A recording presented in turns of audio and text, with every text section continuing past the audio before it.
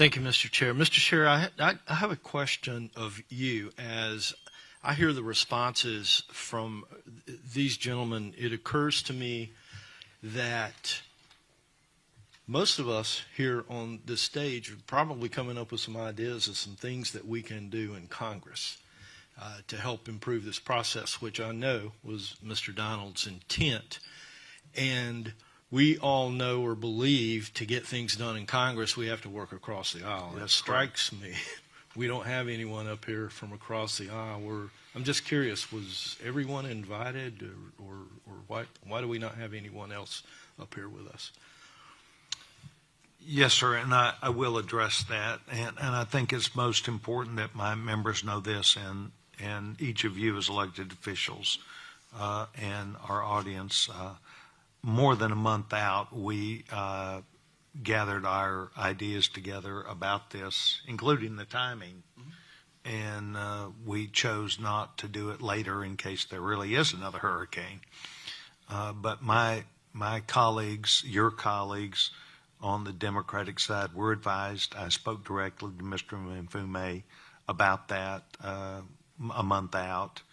And I would say this to you, that I believe that our strength of character between Mr. Mfume and his ranking member side, I will involve him in this. None of their members had the ability or chose not to be here today, but I would hope that we would not, nor would anyone think, number one, they were not invited, number two, they were not given the time or the interest, but number three or four, I believe there is interest on their side to hear directly back about the testimony about the needs of Congress to effectively work together. And so I would provide feedback not only to this panel, but also panel one, to know that we intend to fully, I do, our panel does, and this administration, I would hope, to work with our Democratic colleagues who are equal members as we are. They just happen to be in the minority. But I would say to the people who are gathered here, I would like for you not to take that as a negative. They just were not able to do this. And that Mr. Mfume has told me that he will be very pleased to invest the time and work together with us. I thank the gentleman for his question. I apologize for not offering that explanation up front.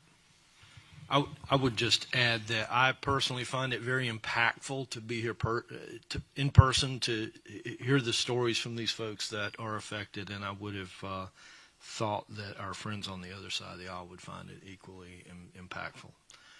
Thank you. I yield back. I want to thank the members of Congress who've taken time to be here. We have another task.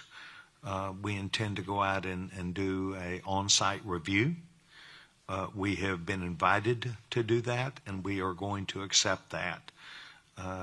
In terms of my offering feedback to each of you, I want to say this, that this could happen to any member of Congress, but it happened here. And that the learning and the consideration about what FEMA has learned, SBA, HUD, must come together a little bit better. And we will probably, within a short period of time, offer our questions and our recommendations. We will, about that same time, hope to receive back explanations from what I would call the administration.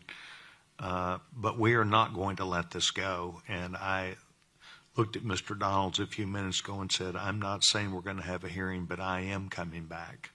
And I am going to sit down, and we are going to make sure that we do our after report, because I believe my time that I spent in the free enterprise system always included not only a plan going in, but the plan going out and then how you did.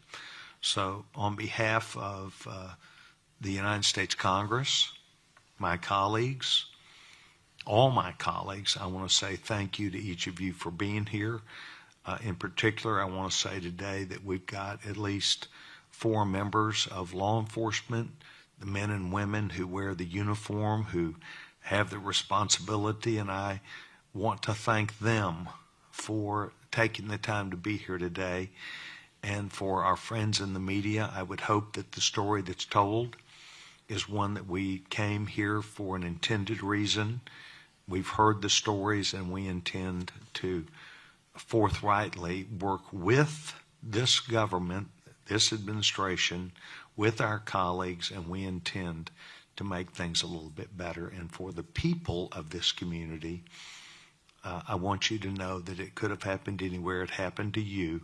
Our prayers are still with you, and we heard the story today and know what we need to do. So I want to thank each of you that are in this room very much.